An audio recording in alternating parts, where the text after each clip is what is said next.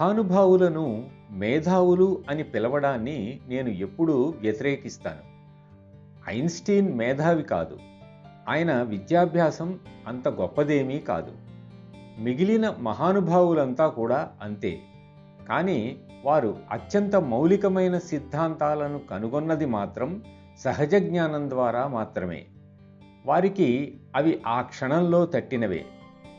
Faraday గాలిపటంతోనూ, Archimedes స్నానం తొట్టిలోనూ, Newton యాపిల్తోనూ వీటిని కనుగొన్నారు. వీటిల్లో తెలివితేటలు ఏమున్నాయి? క్యాల్క్యులేకు ఈ విధంగానే బెంజీన్ వలయం దర్శనమైంది. ఆ శాస్త్రవేత్త నిద్రావస్థ, జాగృతావస్థ కాని అవస్థలో ఉన్నప్పుడే ఆయనకు ఈ జ్ఞానం లభించింది. వీటన్నింటిలోనూ ఒక విషయం కనపడుతోంది.